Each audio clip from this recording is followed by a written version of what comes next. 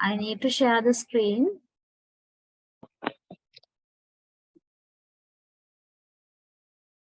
Okay, right, thank you.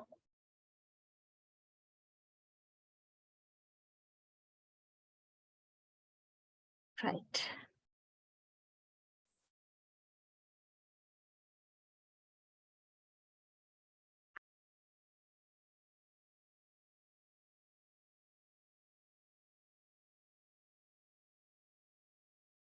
Right. Okay. Now, yesterday we started to talk about the consonants.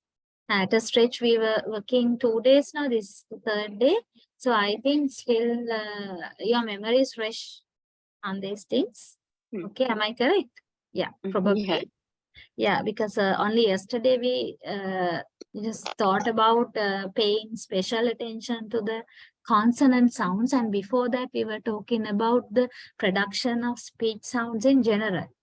Okay, the common characteristics of any speech sound, be it a vowel or a consonant in general, and then we diverted to the production of consonants, right? So only I just introduced, gave an introduction, very slight introduction to the production of consonants yesterday.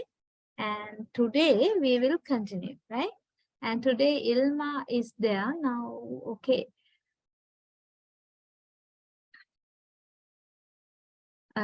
Hope you also can follow what we are discussing right now. Okay, Ilma? Yeah, ma'am, I'll try to.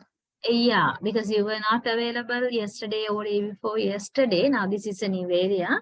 Okay, right. So please, all of you, anyway, refer the module, right? Now this is about the classification, right? Classification of consonants. That means classification in the sense you need to here understand what kind of qualities or characteristics are there in the production of process of a consonant sound. Okay, now by now we clearly know the production of a consonant and the production of vowel are two different processes.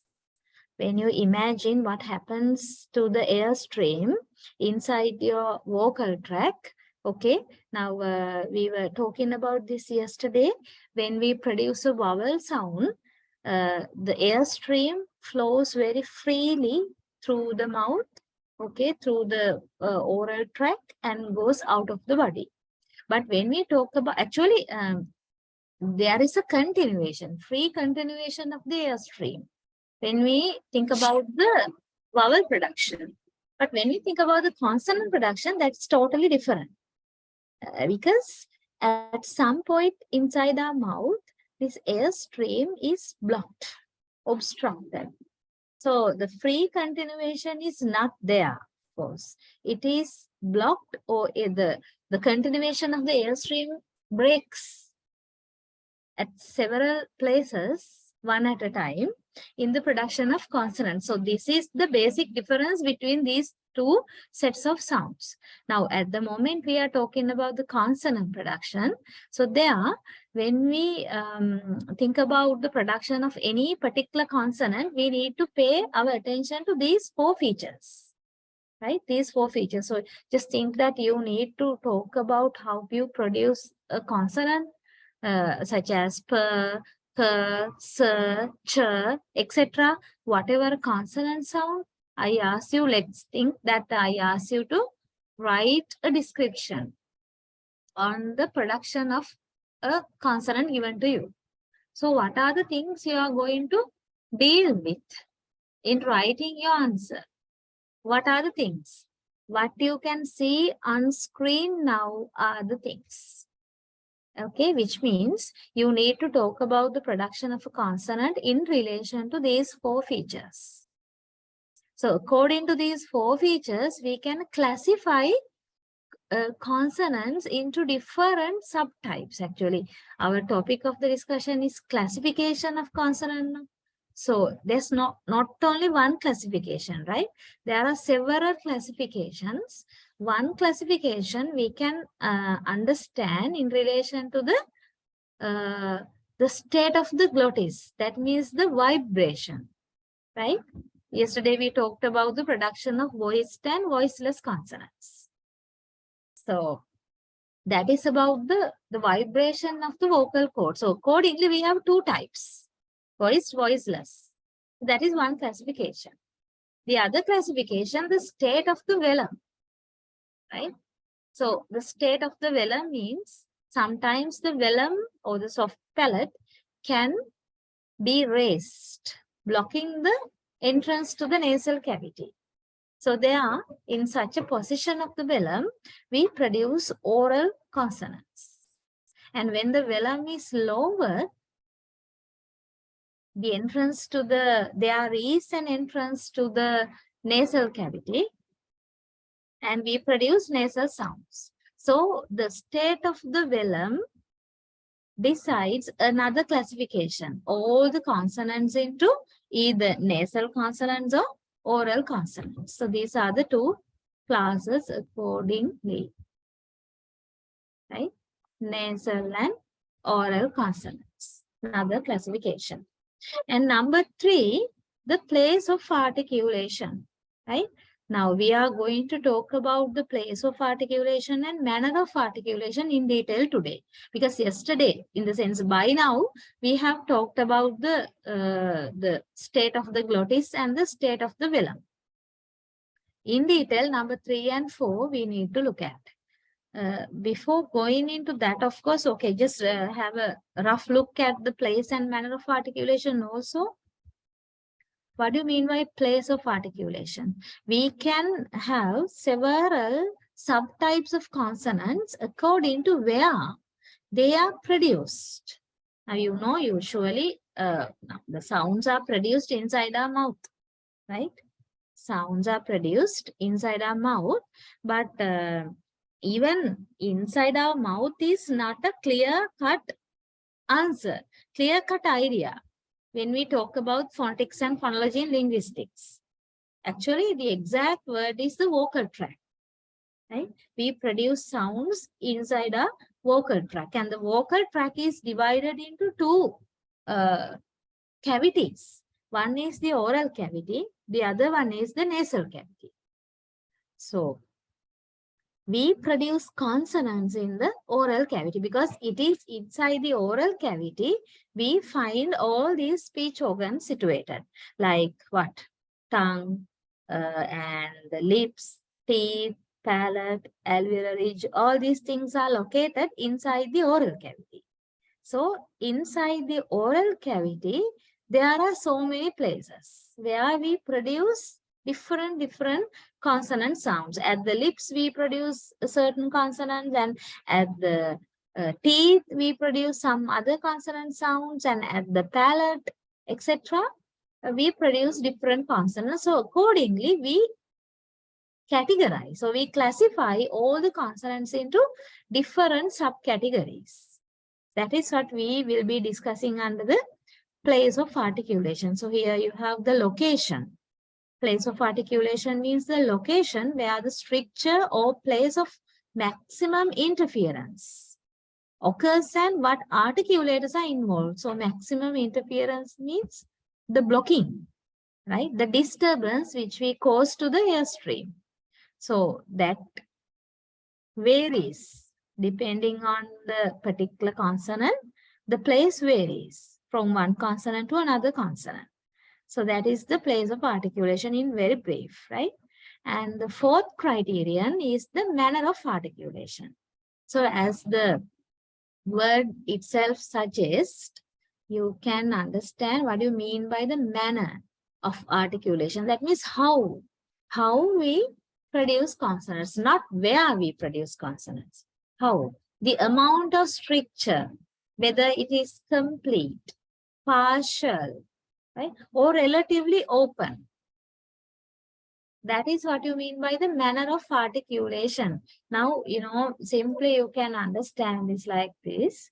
When we produce a consonant sound, always we use two articulators, right? Two articulators means two speech organs. Just think about B. What are the two speech organs you use to produce B? I'll write the sound here. This is the sound B.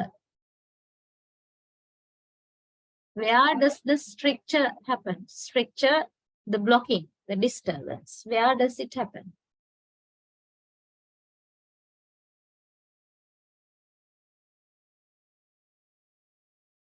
Hope you all are listening.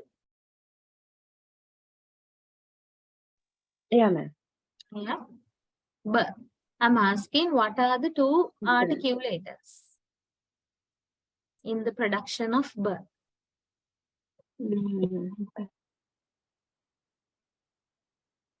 Both upper lip and the lower lip, right?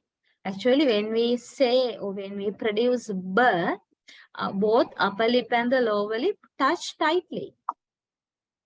And the airstream is restricted or blocked at the lips. Okay. Actually, I don't want to talk about the particular place of articulation here. I want to now talk about the manner of articulation very briefly. So when you produce B, you can feel, right? You are completely blocking the airstream. Not partially, completely blocking the airstream, and then suddenly you release. Right? So that is the complete obstruction. Complete obstruction. And there is partial obstruction also. Right? Partial blocking. Just like sounds like sir.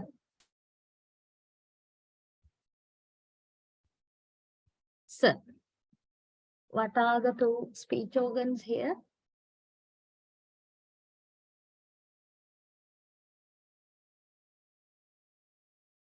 Any idea? Teeth and the tongue. Yeah, teeth. Is it teeth exactly? Sir. Of course, your tongue is there, tip of the tongue, but you raise your tongue. But do you touch the teeth, upper teeth? Of course, we are not touching anywhere, right? Instead, our tip of the tongue rises and it goes very closer to a particular place above. What is that?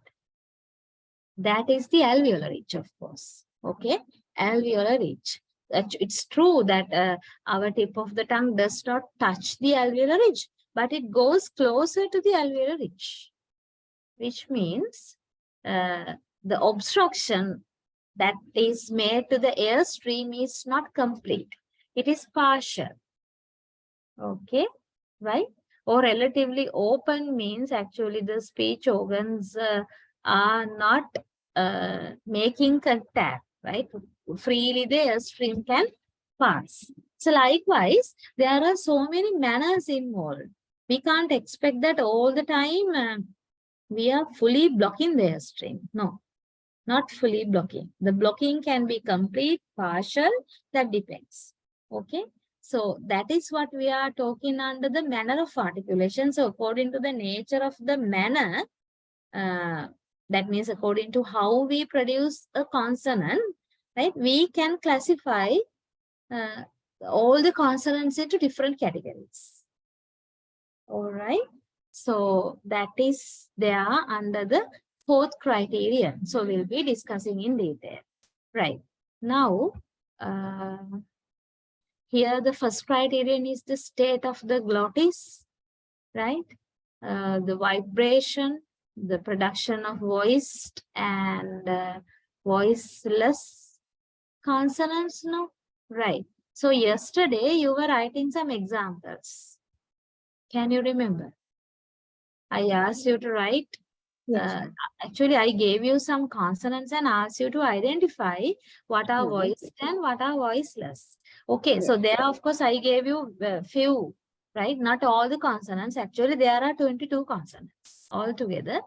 So, I'm not going to repeat what I discussed yesterday regarding the production of voiced and voiceless consonants. Instead, now I'm going to give you the 22 consonant list. Okay.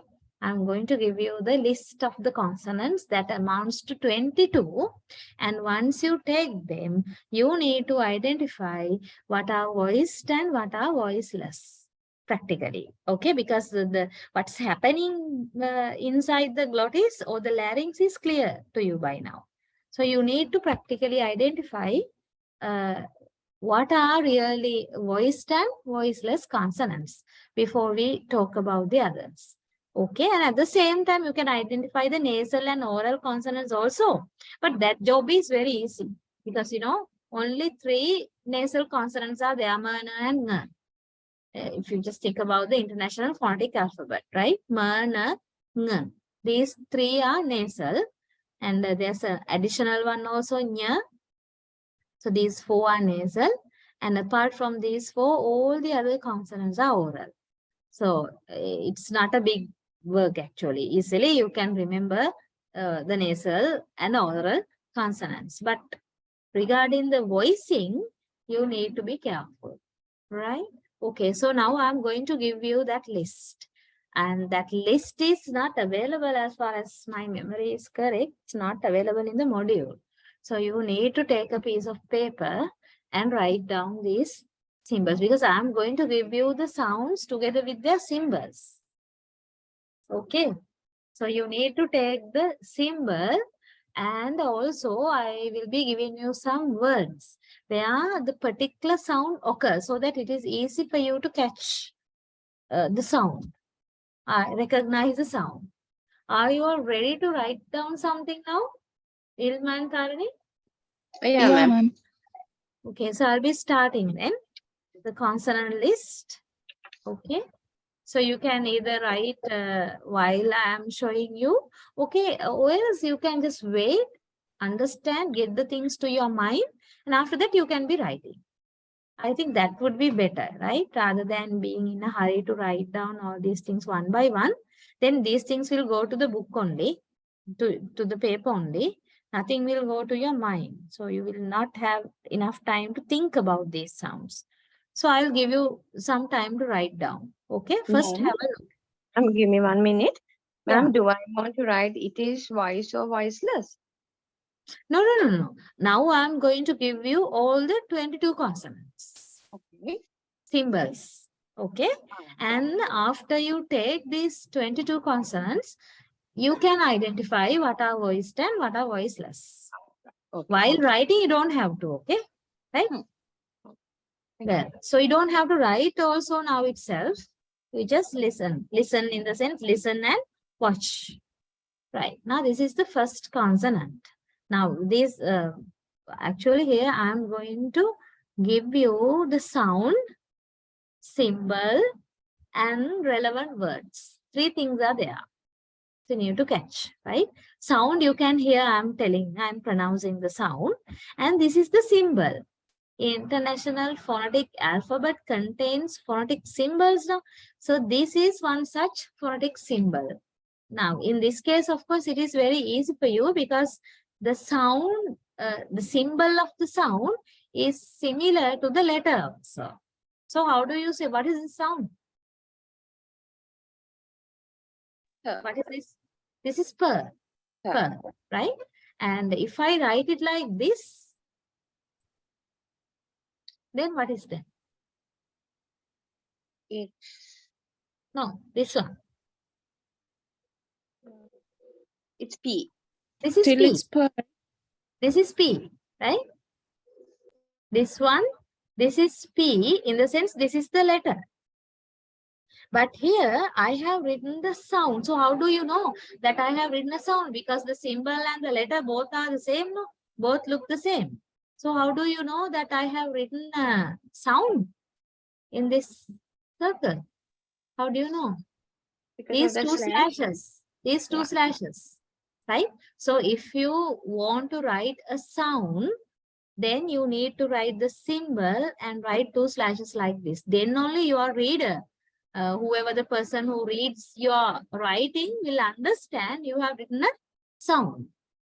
And when you also read some other extra materials, websites or whatever, right, you might find certain symbols within slashes like this. So you need to understand there you are reading sounds. Okay. So we are not talking about anything about the letters. So forget about the letters in the Roman alphabet. We are talking about the sounds. So pa is the first sound, first consonant sound, as you can see in the palm, initial sound of palm, pot. There are a lot of words, no? So you can write down your own example words while you write. No need of writing now itself, okay? Right. The second consonant, b. Like you have the initial sound in bottle, bin, etc. B. There also it's clear the phonetic symbol is similar to the letter B, right? Okay.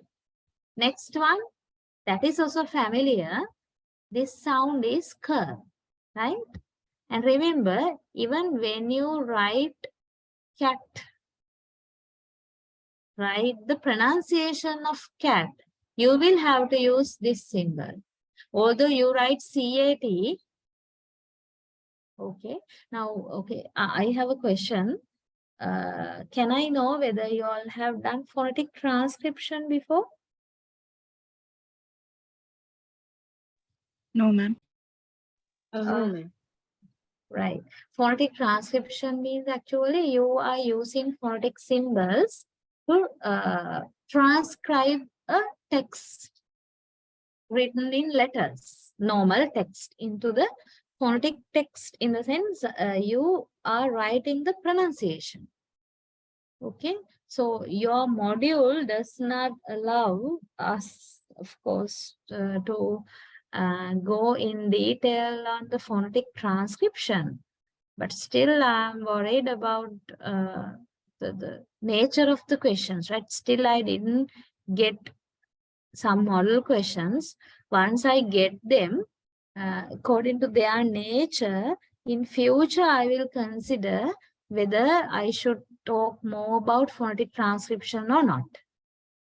Okay, still that is not sure, therefore I'm not going to that side. Okay, otherwise that's quite interesting thing, of course.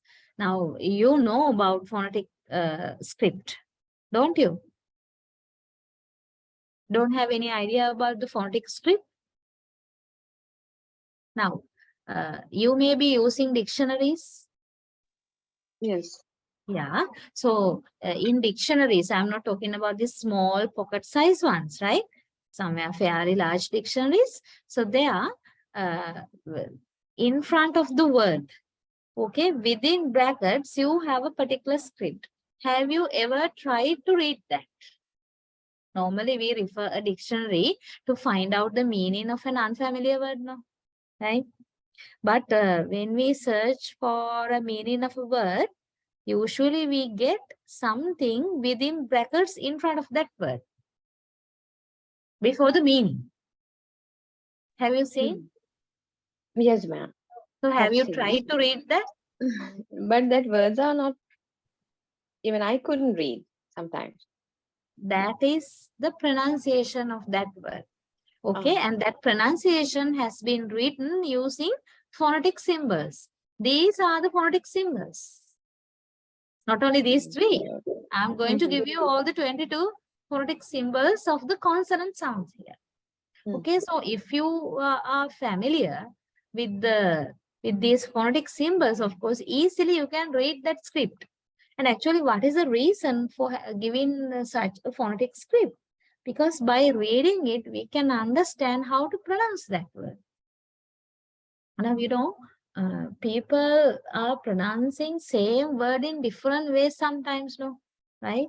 Sometimes some speakers, they follow the standard pronunciation, and some do not pronounce certain words according to the standard pronunciation, according to typical Sri Lankan way, Sri Lankan pronunciation. And still there are some people who are mispronouncing. So there are a lot of pronunciation issues now, because English is not our first language or the mother tongue.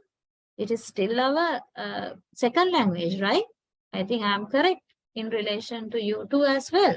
So we are non-native English speakers. So in such a situation, of course, our mother tongue is there already. So English is something else. It's a second language. So when we pronounce it, of course, there may be certain issues. Issues means some differences from the standard pronunciation. So to solve these issues, the dictionaries are giving us the pronunciation of each and every word according to the standard British pronunciation in phonetic script. So after this, I mean, hereafter, when you refer dictionaries, just try to remember, I mean, try to read that script within brackets. Once you become very much familiar with these phonetic symbols, you can do it easily. It will be a very good clue for you to get some idea regarding how to say that word, how to pronounce. Okay, so now we'll come back to the consonants. Now this is K. Now, usually we write C-A-T, cat. Cat is C-A-T. That's the spelling. But in pronunciation, we produce the sound K at the beginning of the word cat. K. And this is the symbol we should use when we transcribe cat into the phonetic script. Okay, right. And the next consonant is G, like in garden, G, initial sound. The next one, T, like in top, tip, tool, initial sound. Okay. The next one is D, like in dot, D. And the next consonant, F. Okay, so don't try to write down all these things while I'm putting them here. You need to listen, right? F, like in fan. And the next consonant is V, like van, not only van. When you say women, right? Even women, you use V, consonant V. Next consonant is M, like in mother. And the next one, N, sorry, N, like in not. I have underlined the place. Of course, I have underlined the letter that gives you this sound, okay? So that easily you can catch it. And this may be somewhat unfamiliar. The symbol may be unfamiliar. Why is that? Because we are not using it as a letter, right? It's not equal to either of the letters here. The sound is ink, ng. When you say ink, in the middle of the word you have ng sound, ng. And when you say nothing, the last sound. That ng this is the symbol. Ng. Did you catch the sound? Is the sound clear? It's coming like na, right? Na. Because now you should use the back of your tongue, and the back of your tongue is rising and touching the soft palate there. Na. Okay, I'll give you a Sinhala word. What is the word for lion in Sinhala? Sinhaya. Sinha, right? Singha. Yeah, Singha. So when you say Singha, that the sound in the middle of the word, nga. That is this nga sound. Okay, nga. It's not very common, but we use that then and there. We have to use that sound. Right. Okay, so be familiar with the symbol. Right now we write the symbol in this way. It is like na, but we drag the latter part in this manner. Okay, nga. Right. And the next consonant is also, of course, you know the consonant sound, but the symbol is not very familiar, right? This is th. The sound is th, like in thin, thigh, thought, the initial sound. This is the symbol. It's a beta, Greek, right? But you just be familiar with the symbol th. And the next consonant, what is the sound? The. This is the, like this, that, they. In all these words, this, these, that, those, they, them. In all these words, the initial sound, that is the consonant. And I think you can understand the symbol. This is how we write the symbol. It's like this. The. Okay. Right. So this is also another unfamiliar kind of symbol. You need to be familiar. And the next one, okay. Right. This is sir, like said. Next one, also known to you, z, like zoo, zombie, zip, etc. Another unfamiliar symbol, but you know the sound. What is the sound? Sure. Sure, sure. Like when you say shoe, shop, sure. And this is how you write the symbol, okay? And if you just consider rules in your paper, if you have any rule, okay, this is how we should write the symbol. The latter part of the symbol should go down the rule, like this. If you write the symbol in this way, what is the problem? Then what is the problem?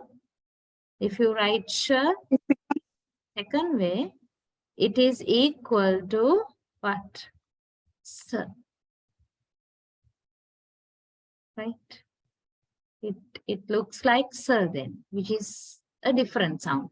Sir, like in said, is different from sh, like in shop. Right? Okay, clear? This symbol? Yeah, ma'am. Yeah. Yes, ma'am. And the next one, well, so you tell me, how do you say this word? This word, how do you say? Je, Pleasure. Pleasure. je, This is Pleasure. pleasure, pleasure, pleasure. And there are similar words, measure, leisure. Actually, this is not pleasure. Sometimes you might have heard people telling pleasure. Yeah. My leisure time, likewise. Can you measure this? You might have heard, but that actually the final last sound is not sh. That is j, j. Pleasure. Rather than sh, we are voicing, right? We are voicing sh. So then it becomes j, pleasure. This is the symbol, right? I hope the symbol is clear to you, right? This is the symbol, j. Okay. And then the next consonant is l, like, leg, link, in all these things, you know about it. Next one, you don't have any problem here regarding the symbol. R, like run, r. And what about the sound? This sound. This is h, like when you say hen, okay, horn, h. And another unfamiliar symbol, the sound is ch, like when you say chin, the first sound of chin, and also the first sound and the last sound of church. Church, ch sound. So this is a kind of combination of two symbols. You need to combine, right? Like this. Combination. The next one, j. When you say judge, both initial sound and the final sound of judge. J sound. Even the initial sound of jug, initial sound. So here also we have the symbol as a combination of two symbols. Kind of combination. Can you see? This is how we write that symbol. J. Right? Okay. So now we can just count and see there should be 22. And there are two semi-vowels. Actually, these two semi-vowels are also I have included under the consonant list, but you don't have to write down. Okay. Were and year, as they are not relevant to our present discussion, you don't have to take them. Now I invite you to take down this symbol and the words. Okay. Okay. Right. So when you write the words, much better if you can write your own words rather than writing down the words you can see on screen. Because then you would clearly understand where these sounds occur. But at least you can write these words, no issue. But at least add something from you also, at least 1 or 2 words from you for each list. That will be a good practice for you to recognize the consonants. Okay, I'll give you a few minutes. Do it now.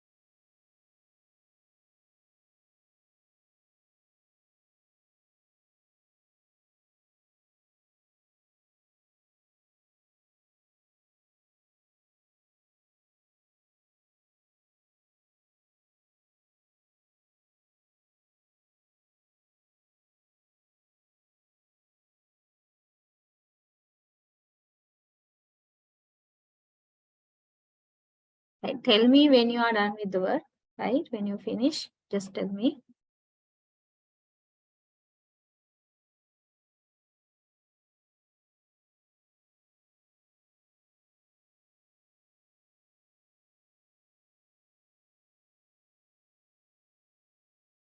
Okay, after you take down these symbols along with their words, now just try to find out the voicing. Okay, now yesterday we were recognizing some of the consonants, whether they are voiced or voiceless. Now you have all the list now, 22 list. So you don't have to write this again, just like what I did yesterday. You can put minus in front of a voiceless consonant and plus mark in front of a voiced consonant. Okay, Okay, ma'am. V minus and V plus. Just put that mark. So identify, try to find out the vibrations then, right? Okay, I'll give you a few minutes again for that.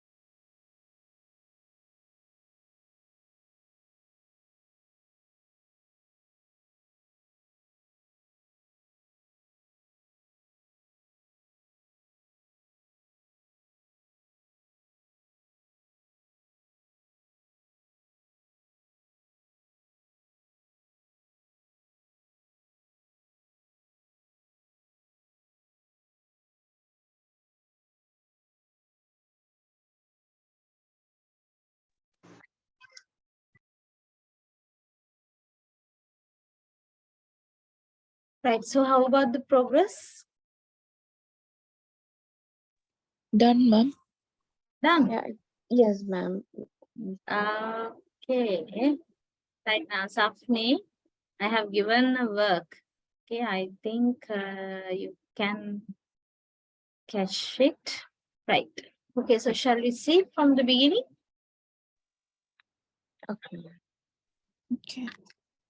Wait.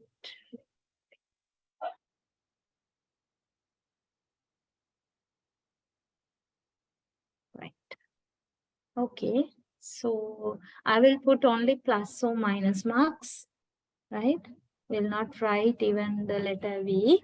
Hope you can find, right? So some of the consonants we discussed yesterday, no, right? We found. So there are a few more then. Okay. So we'll see. Hope you remember from yesterday's memory, right? Yeah, ma'am. Even if you don't remember, I think by now you have some idea regarding how to identify the phonation.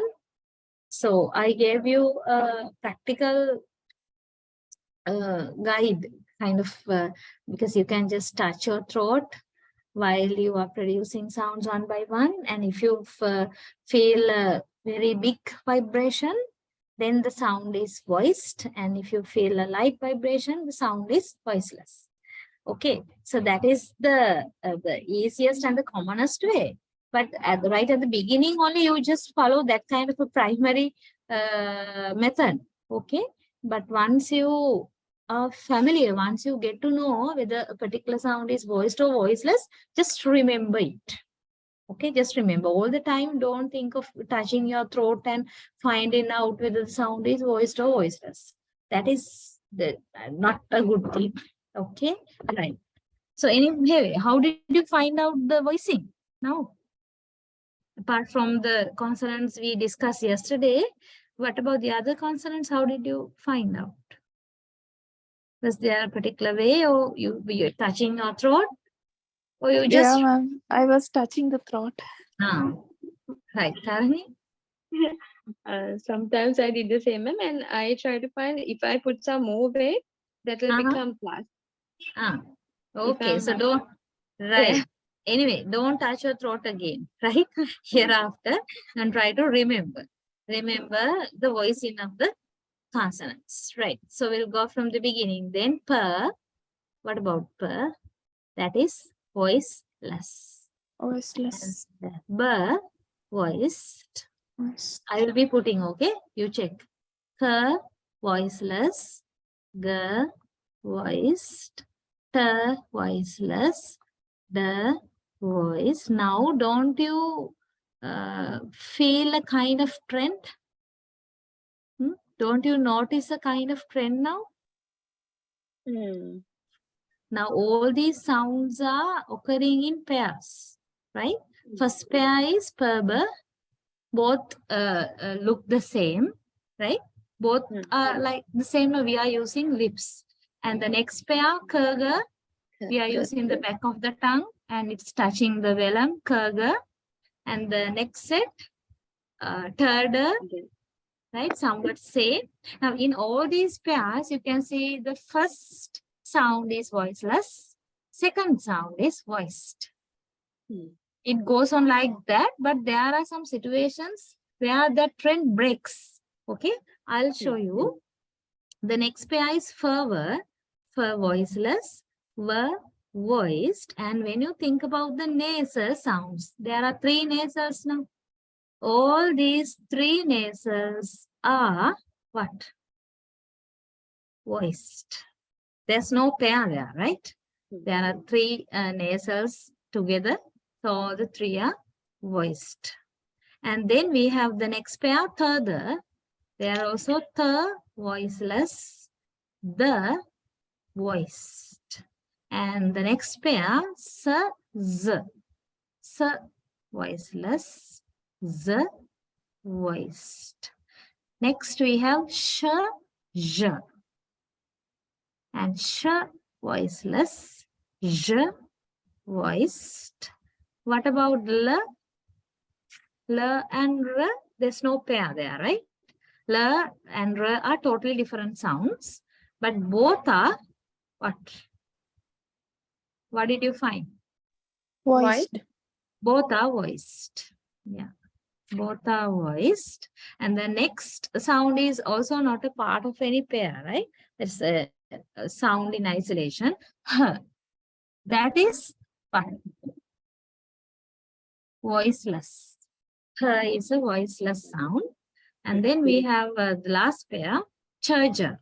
And their ch is voiceless, ch voiced. Okay, so this is how we can identify the voicing of the consonants. So all the consonants are here. So try to keep this in your mind. I'm not asking you to memorize, okay? Don't do so. Now, by now you have some idea regarding what's happening inside your larynx when you produce consonants. Sometimes they are vibrating, sometimes they are not vibrating. So with that understanding, I think you will be able to keep in your mind these voicings of each and every consonant sound. Okay, right. So clear? Shall I change the slide? Or you want to check it further? Yeah. Ma'am, that Okay, ma'am. semi-vowels are not included for this, no? Which one? Semi-vowels No, and I did not. No, I did not include by purpose because we are talking about the consonants now, no? Right? Otherwise, both semi-vowels are voiced and all the vowels are also voiced, right? Safni, what about the progress in your work? Are you taking these things? Yes, ma'am. Actually, today I gave you the symbols, right? Symbols of these consonants. So along with the symbols, you try to remember, but don't memorize. If you try to memorize these things, it will be a joke, right? You need to understand and then try to keep in the mind. Okay, right. So shall I change? Yeah, ma'am. Okay. The semi-vowels are not necessary. Right. Now, we were talking about the phonation there, right? So now at the moment, we are talking about the classification of consonants from different perspectives now. So from the perspective of phonation or voicing, or in other words, the state of the state of the glottis, right? Whether the glottis is open or whether the glottis is closed. Accordingly, we have two types of consonants called voiced and voiceless consonants, and that is what we saw now, right? And then we talked about the production of oral and nasal consonants depending on the position of the soft palate, and we have talked about it. So we are coming to the discussion of the place of articulation now. Place of articulation. So as I earlier told to you, here we try to classify consonants again according to where they are produced, right? So according to the particular place inside our oral tract, we classify the consonants into several types. Now you can see those types in blue color. I have highlighted them in blue. 10 different types are there, of course. 10 different types of consonants that are decided or that are based according to the place of their articulation. So now we are going to have a look at these 10 one by one. Right now, these are there in the module with more information. So we'll be discussing further, but this is what I have included in the slides, right? Okay, the first category, first type of consonant is the bilabial consonants. Bilabial. So when you look at the word itself, you can easily guess the idea. Ideas mean the sense, the place. What can be the place? Even without reading these descriptions, by looking at the word, bi means two, right? Bi means two, and labial means lips. Labial means lips. So bilabial means two lips. Actually, two lips means both upper lip and the lower lip. So when we produce bilabial consonants, our lips are brought close together, right? Both lips are touched, of course. P, B. These are the examples of bilabial consonants. Now, did we discuss yesterday about active and passive articulators? Articulate, active and Passive articulators? I exactly can't remember whether I can't remember that word, ma'am. That means no, I guess. Now, the thing is, okay, let me tell you something about it. Now, here, within brackets, you have the lower lip is active. Actually, we have now so many speech organs now, right, situated inside our oral tract. Now, look at this diagram. In this diagram, you can see these speech organs. What are they? Lips are there. Tongue is there, and the teeth, upper and lower teeth, alveolar ridge, hard palate, velum, uvula. I think the speech organs are clear in this picture, right? You can find them easily, understand where they are located. So these speech organs can be divided into two types, active articulators and passive articulators, right? Active articulators are the speech organs that are moving, Whereas passive articulators are not moving, they remain at a fixed place. So you can just think about the role of the tongue, right? Now, what do you do with the tongue when you produce speech sounds? It is your tongue that's moving, right? Sometimes the tongue tip rises and touches the alveolar ridge. Sometimes the front of the tongue rises and touches the hard palate. Back of the tongue rises and touches the soft palate, etc. Which means the tongue is the movable part. Apart from the tongue, the other active articulator is the lip. Which lip do you think? Upper lip or lower lip? the lower lip. Lower lip, right? It is the lower lip that is active, that is moving, not the upper lip. Now, you might be thinking, what is this? Because when we are talking, both lips are moving now, right? Can you talk without moving your upper lip and moving only the lower lip? No, that is not. Actually, we are not talking about that, right? Of all these things are moving then in that sense. But when we produce particular sounds, right, we need to use two articulators. These two articulators are making contact. Making contact means they are touching to each other. All right. These two articulators are touching, and one articulator is always going to meet the other articulator. Don't think that both articulators are moving to the center and meeting each other. No. One articulator remains where it is, while the other articulator is coming closer to the previous one. So the articulator that comes close to the other articulator is the active articulator. Or we call it active because it's moving and making contact with the other articulator. And the one that remains fixed where it is called passive, right? So when you look at this diagram, you should be clear. The lower lip is one active articulator, and also all the parts of the tongue are active. So in common, you can say tongue is an active articulator. Okay. Whereas the upper lip, upper teeth, alveolar ridge, hard palate, soft palate, all these are passive articulators. Right? I think I mentioned this yesterday, or maybe day before yesterday, right?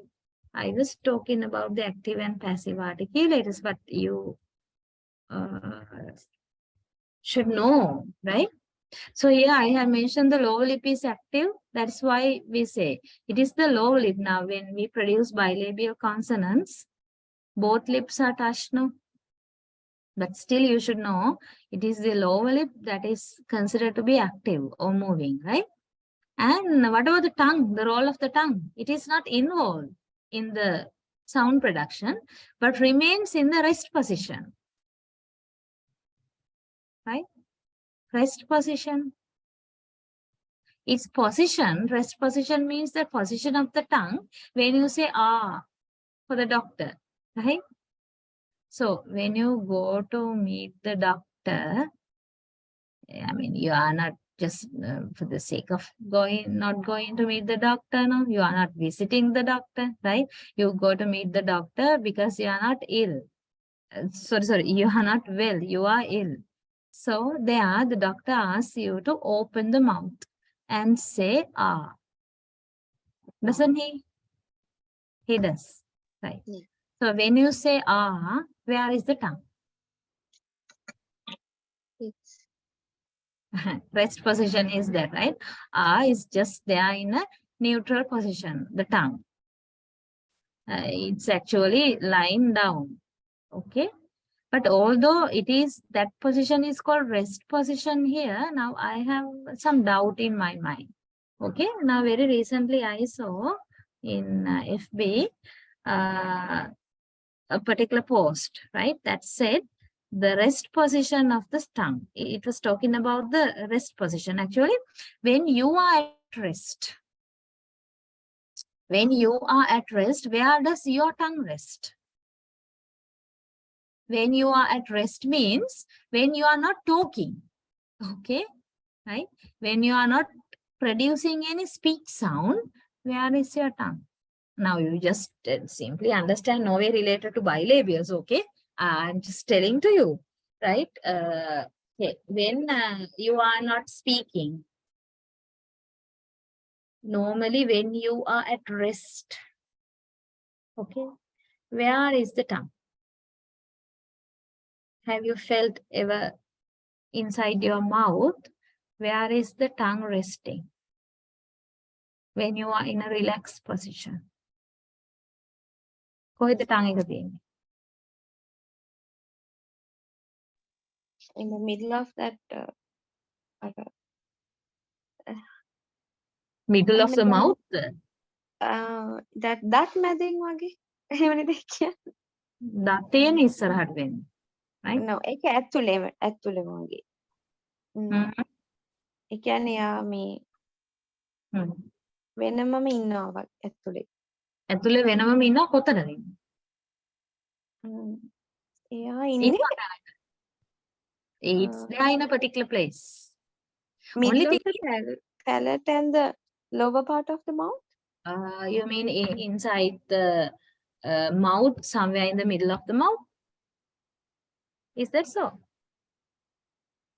Now, okay, now hereafter, when you are at rest, right? You just try to find where the tongue is. When you are at rest, right? Not when you are talking, or not when you are eating also. Not when you are sleeping. When you are sleeping, you don't know what's happening now, right? So sleeping is out, and even eating and talking all out, because there your speech organs are not resting now. When you are doing these activities, when you are at rest, when you are doing nothing, right? You will find your tongue to be attached to your palate, right? You will find your tongue to be attached to your heart. මොකද අපි හිතන් ඉන්නේ අපි rest කරන්නේ now. හරි. අපි කොහොමද rest කරන්නේ? ඇඳක වැතිරිලානේ නේ. ඕකනේ අපිට මතක් වෙන්නේ රෙස්ටිං කියපුවාම ඇඳක ඉන්නවා එක. නිින්ද ගියත් නැතත් ඇඳක ඉන්න එක තමයි අපේ රෙස්ට් එක. හැබැයි tongue එකේ රෙස්ට් එක ඒක නෙමෙයි. ඇඳක ඉන්නවා කියන්නේ මොකද්ද actually, right? We give our all way to a bed, right? And that's what is by resting. But the tongue is giving its weight onto the heart palate. tongue එක rest කරනවා කියලා ඒක mouth එක ඇතුලේ වැටලා තියෙන්නේ නැහැ. Okay. They are attached to the heart palate. tongue එකට තියෙන comfortable position is that. Attached to the heart palate. Okay, ඇත්තද නැත්තද කියලා බලන්න වෙන වෙලාවක. දැන් බෑනේ. Right? Because you are talking, then bad.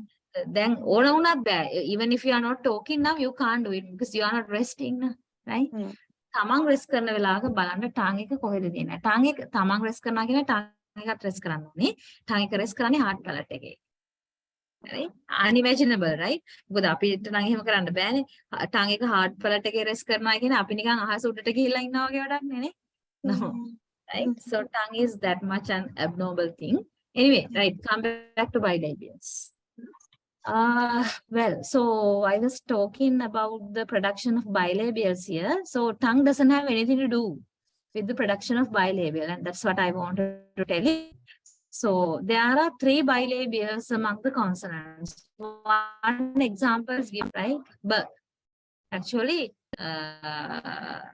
now I have directly copied from the module, right?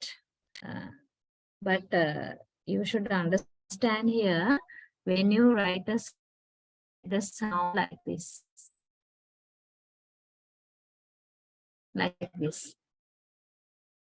You know, there are certain authors, certain writers, they are doing different things now. Just like within inverted commas, but that is not the proper way of writing a sound, all right? Okay, so be aware of that. This is how we write the sound. Okay, so what are the other 2 bilabial consonants? B is 1. There are 2 more.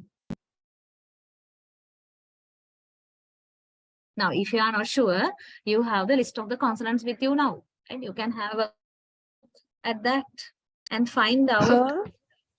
Yeah, which one? Her? Her. Yes, her is the another bilabial, and third one.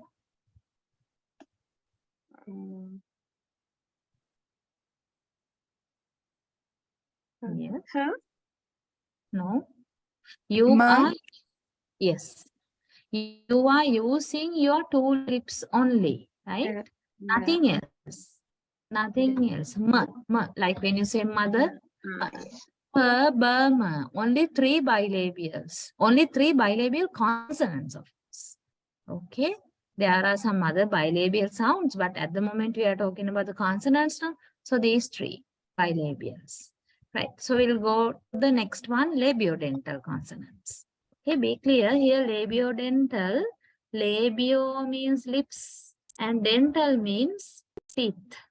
So in the production of labiodental consonants, we use lip and teeth, lips and teeth. Here also, there may be a confusion if you don't follow it, because we have 2 lips and we have 2 teeth, don't we? Right? We have upper lip and lower lip, and also we have upper teeth and lower teeth. So when we produce labiodental sounds, which lip and which teeth, you need to be clear. It's there here. It is the lower lip touching the upper teeth. Lower lip is brought up against the upper front teeth, right? Again, the tongue is in rest position. So tongue does not do anything in the production of labiodental sound also, right? Now, what is the labiodental sound? In the example section, you have fur. Fur. You can feel the contact of the 2 articulators. The 2 articulators are lower lip and the upper teeth. No? So what is happening there when you say fur?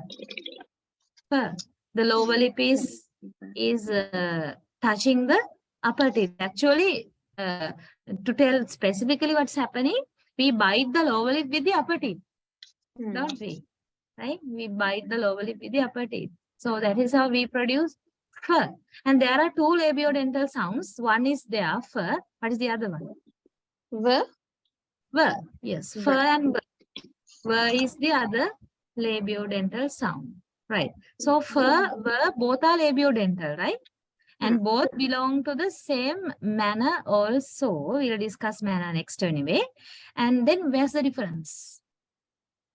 What is the difference between fur and ver? Their voice, fur is voiced. Voicing. Yes. Sorry, correct. voiceless, and the ver is voiced.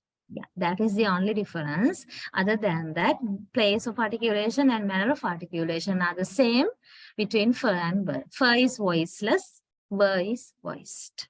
Both are labiodentals, right? Okay, number 3, dental consonants.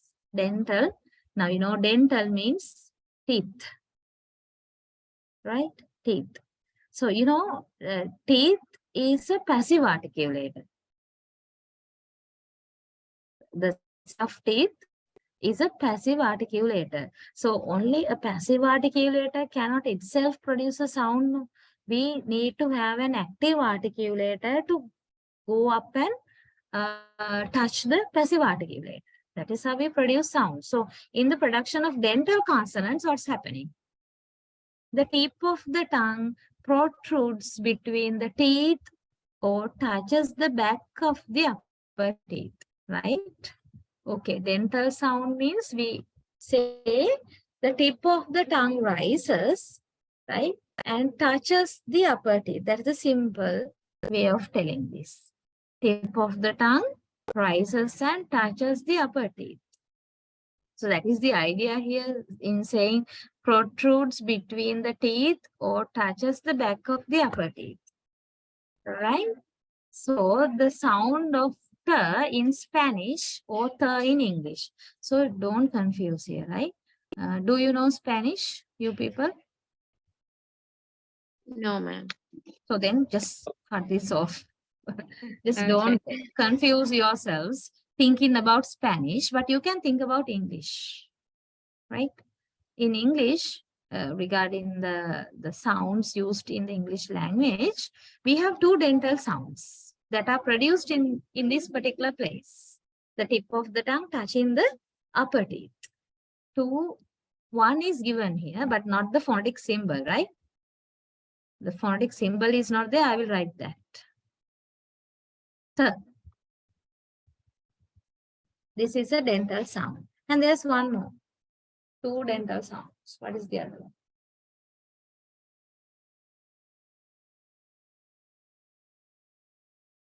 You can try. You have now the list of the consonants. The. No? Yes. The. Yeah, correct. Th and sorry. Th and the. These are the 2 dental consonants. So when we produce these 2, you can feel it, right? The tip or sometimes the blade area. Blade of the tongue rises and touches the upper front teeth. Th, th. Upper front teeth, sometimes the beginning of the upper front teeth, right? So the production of dental, that is the particular place, right? So we'll come to number 4, alveolar. Alveolar consonants, that is the name of this category, right? And you know, alveolar consonants are produced at the alveolar ridge now. That is why we have that name for these consonants, alveolar consonants. The tip of the tongue makes contact with or is in close approximation to the alveolar ridge, right? Alveolar ridge. So what are the examples? You have one example. We will come to this example in few seconds. But before that, can you yourselves find out alveolar consonants? You can refer, again, you can refer the consonant list. Because you can't remember all the 22 consonants now. You can refer the list and find out the alveolar consonants. If you are not sure, you can just try producing them one by one. So when you produce these sounds, what is happening? The tip of the tongue rises and touches the alveolar ridge. And alveolar ridge is the area soon after the upper teeth. Okay? That is Sure. the area after the upper teeth. Yeah? Yeah. Sure. Ch. Ch. Because ch, when we say ch, it's of course involves alveolar ridge plus something else. And how about the La. J? J. J La. is the same, right? J also the same. It has the alveolar ridge plus something else. Now Then only la. the alveolar ridge. What are the? Yeah, I heard something. La. La. La. Yes, correct. When you say Na. la, correct. La, na, and also sir. When you say sir, of course, you don't completely touch the alveolar ridge with the tip of the tongue, but your tip of the tongue goes closer to the alveolar ridge, right? Sir, sir. But when you say la, na, you completely touch the alveolar ridge. So these are some of the examples for alveolar consonants. Now we'll come back to d here. What is the problem in d? D, and there's another sound like that, t. T and d. Now you produce these two separately, t and tell me how you do. I mean, what is the place?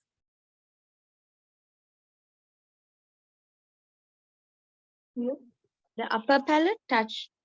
Yeah, our tip of the tongue rises and touches the area after the alveolar ridge, towards the upper, towards the hard palate. T.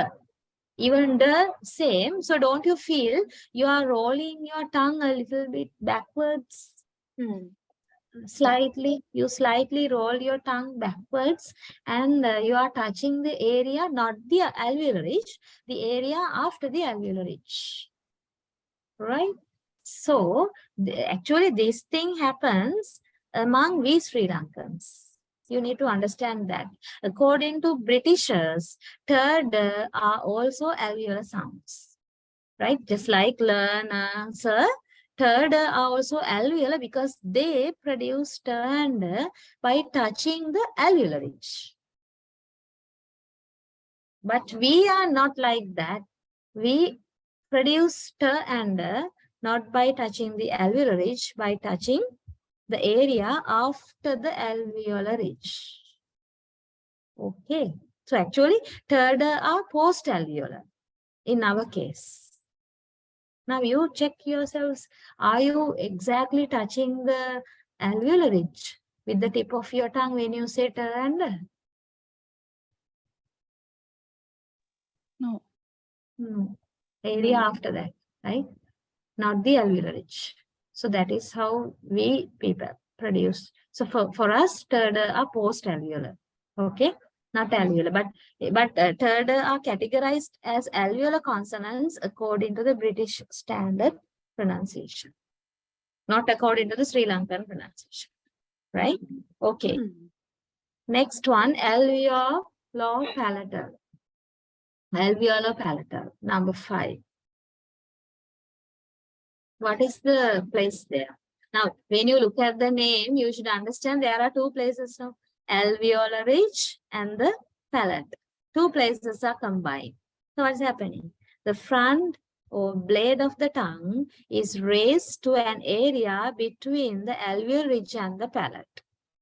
Right? Now here actually, what is happening? There are two places of articulation. One is the alveolar ridge, the other one palatal. So when we produce these sounds, right?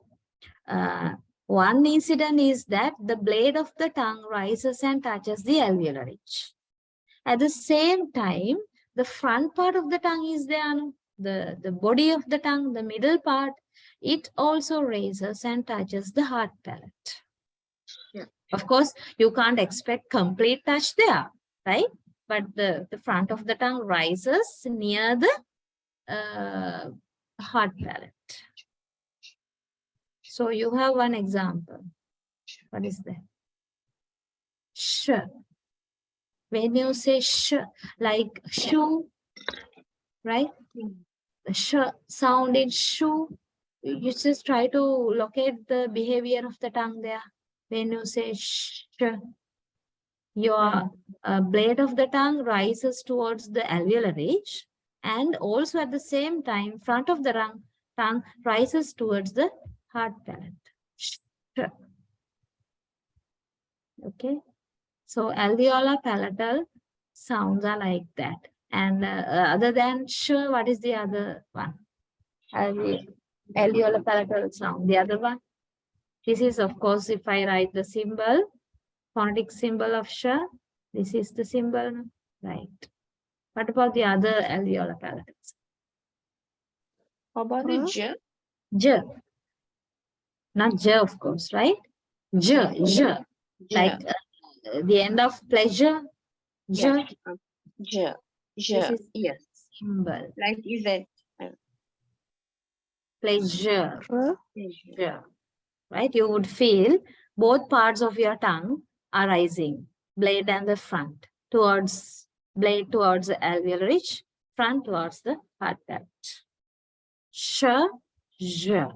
Same place, only difference is the voicing.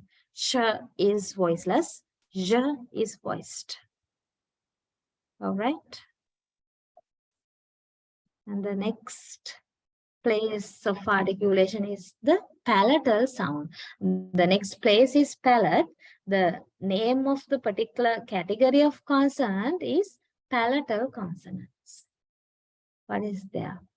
The front of the tongue is brought up against the palate. Right?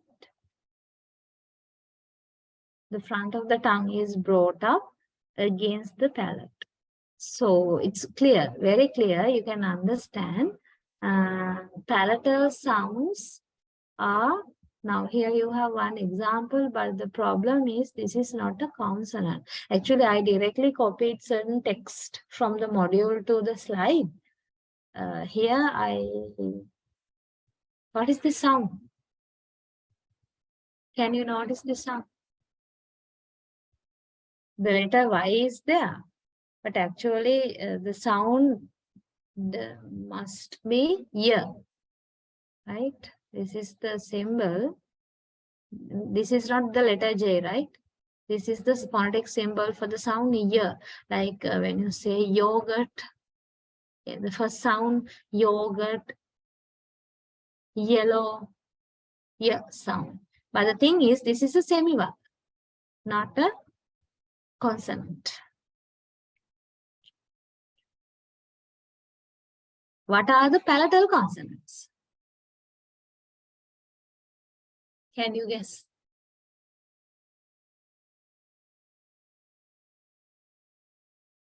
Yeah. Are you able to guess the palatal consonants now?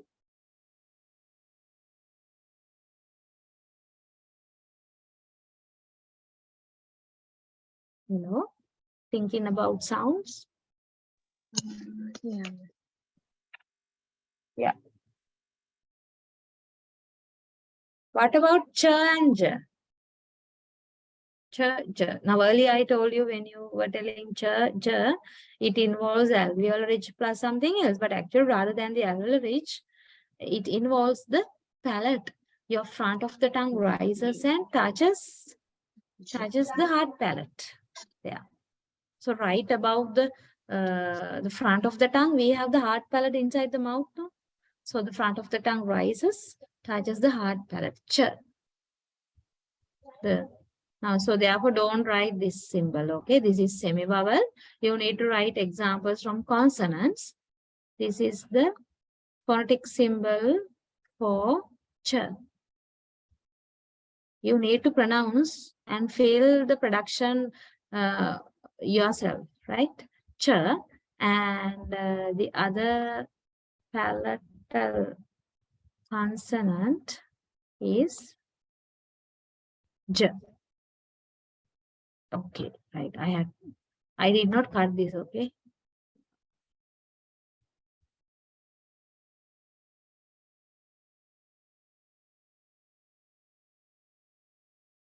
Writing symbols is not an easy task like this. Ch and j. Yeah. Right. These are the palatal consonants, right? Number 7, velar consonants. Velar. Now the word velar has come from velum. Velum is another name for soft palate. So velar consonants are produced at where then? At the soft palate. Now, velum is actually a passive articulate. It does not go anywhere, just like the hard palate. So it is again the tongue that rises and touches the velum. So now tongue is a whole large body, you know. So what do we touch the velum with? The back of the tongue. The back or dorsum of the tongue is brought into contact with the velum, right? So we have three velar sounds, not three velar sounds, right? We have number three, right? Three different velar sounds. G is one. So G is one velar sound, and there are two more. What are they? K. Yes, K is another velar sound, and one more.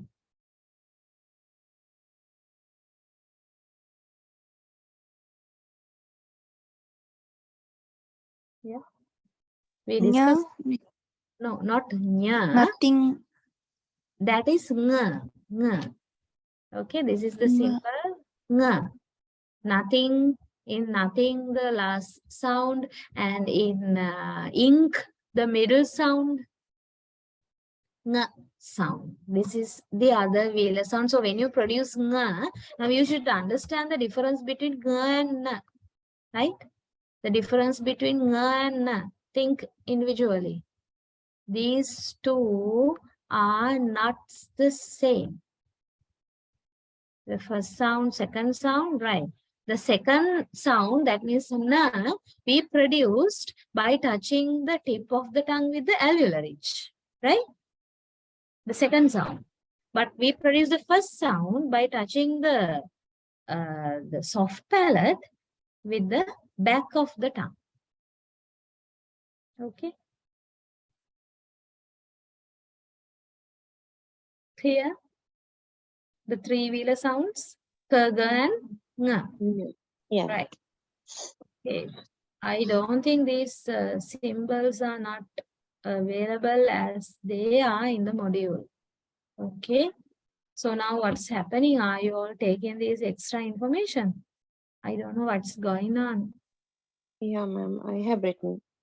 The thing is now, when you read the module, probably you might have read some parts of it, but definitely you are going to read it again also. No? So when you read the module, you should understand all these things which we discussed during the lectures while reading the module. So therefore, it's always better to get now you don't have to write down anything that are there in the slides, of course, because I have always taken, and I'm taking also the things right from the module.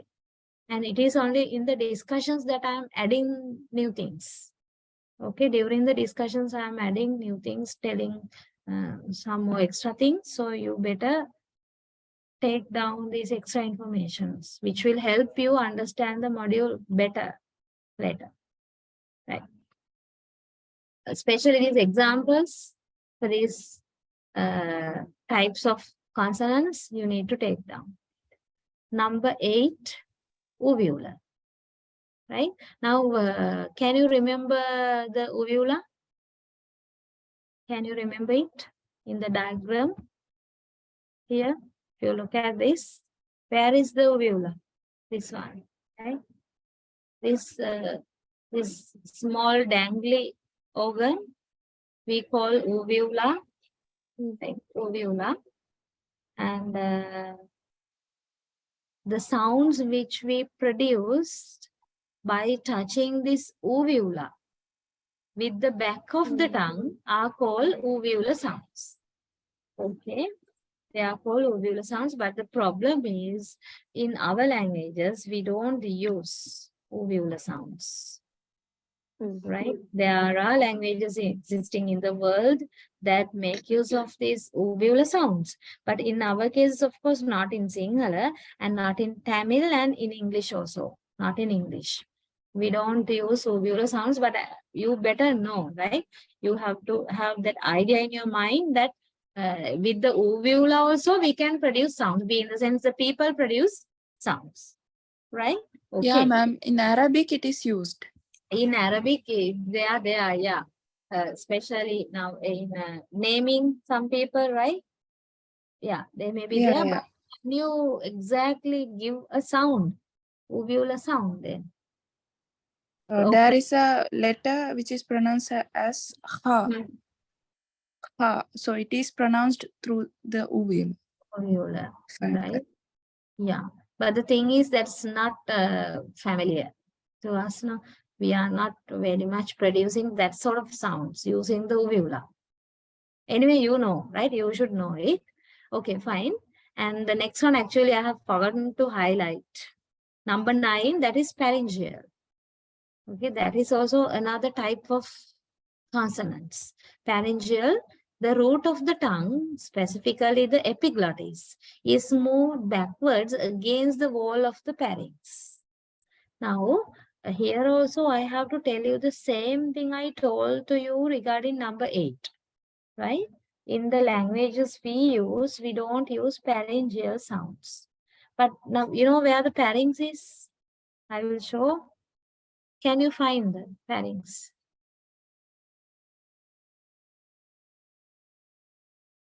Right? This area.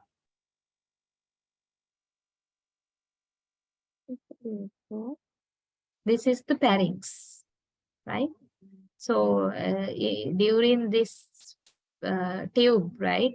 During this area, when the airstream passes, it is resonating, right? Resonating means the airstream is kept on vibrating and certain sounds are produced. And we call those sounds pharyngeal sounds. But pharyngeal sounds are totally unfamiliar to our context. And it is inside the pharynx, we have epiglottis, right? So epiglottis is moved backwards against the wall of the pharynx here. Now, where is this one? Epiglottis. Did we talk about epiglottis earlier? Maybe yesterday or day before yesterday? You know about epiglottis? දන්නවා නම් කියන්න.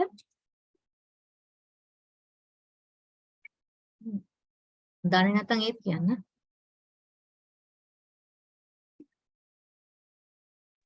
No, ma'am. Silence. There can't be silence neither. No idea there. Which means I didn't tell anything. No, ma'am. Okay, right. Now you have this particular organ called epiglottis. Now don't confuse epiglottis with the glottis, right? Glottis is there inside the larynx here. This is the glottis. Is that a Yes. voice box, ma'am? Epiglottis means a voice box? No. No. Voice box means the larynx, right? Oh, Voice box is, that's a casual term which we use to indicate the larynx. And inside the larynx, we have vocal cords, glottis, all these things. The production of voicing, all these things happen inside the larynx. But epiglottis is something outside the larynx. As you can see in this diagram, it is above the larynx, right? Above the larynx. Now, well, let me erase this one, right? Okay, so actually we don't use epiglottis for the sound production. Instead of producing sounds, it's there to fulfill a kind of biological requirement, right? Now, what is that? Now, don't you feel sometimes when you eat, don't you feel like coughing? In Sinhala, we say pitagurayana. You have that experience. Yeah. Great. When you were small, sometimes you might have that might have happened to you, right? So what has happened, as you guess? What has happened there? When you eat food, right? The food is also coming in this way now. Not only the airstream. When we eat food, we take them via the mouth, and the food comes in this direction, right? Okay. And at this point, where should the food go? There are two tubes you can see, right? One tube is trachea. Trachea means, another word for trachea is a windpipe, this one, right? This is the windpipe. I will put W, right? And you can see there's another tube there, right? That goes down where? To the stomach. This tube goes down to the stomach. We call it esophagus. Esophagus. So when we eat food, the food should enter the esophagus, not to the windpipe. If the food enters the windpipe, what will happen? They will go down to the lungs now. That will be a problem. So the food should enter the esophagus down to the stomach. And this epiglottis is something like a fluff, right? Or something like a gag. It covers the windpipe while we eat food, while we swallow food. So this epiglottis covers the windpipe so that it ensures the food enters only the esophagus, not the windpipe. So when we are talking, what will happen? When we are talking means the airstream should pass into this now, right? Now, you can't expect the epiglottis to be completely covering the windpipe. Then we can't breathe, right? The airstream should go into this now. It should go into the lungs, and this is the channel. The airstream is passing through the windpipe. So there's a small space there anyway, right? But what is happening then when you are eating and talking? That epiglottis get confused, maybe. Definitely. The epiglottis will go mad without being able to think whether to cover or not the trachea, right? Then, in such a situation, the food can enter the windpipe. So then only we have that problem, coughing problem. Okay. So I think I have a small video. I'll just show it just for a change. Okay. Okay. Let me close my.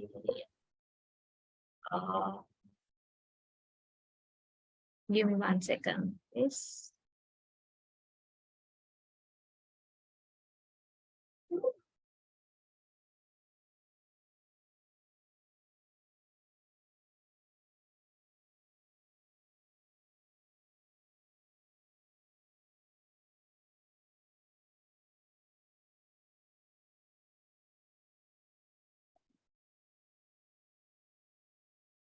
Okay. Right. So just have a look at this.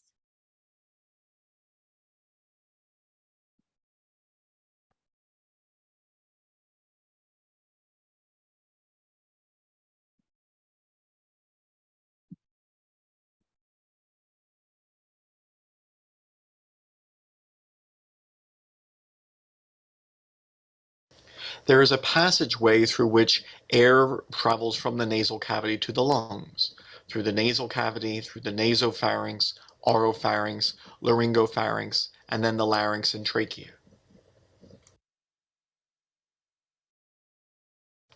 There is a food passageway through which food travels from the mouth into the stomach.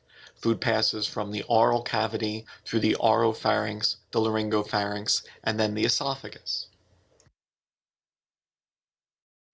The epiglottis is the band of elastic cartilage in the larynx, which closes when we swallow, and thus forces food to travel from the laryngopharynx into the esophagus. This food should not pass into the larynx, or else we would block an airway and potentially suffocate. So it is the epiglottis which saves our lives every time we swallow, forcing food into the food passageway and preventing it from traveling through the air passageways. This animation depicts how air is permitted to travel from the laryngopharynx into the larynx and trachea while the epiglottis is open. However, when food attempts this passageway, the epiglottis closes over the glottis, the opening of the larynx. This then forces food into the esophagus. Thus, it cannot block the airway when we swallow. Okay. Was clear? Yeah.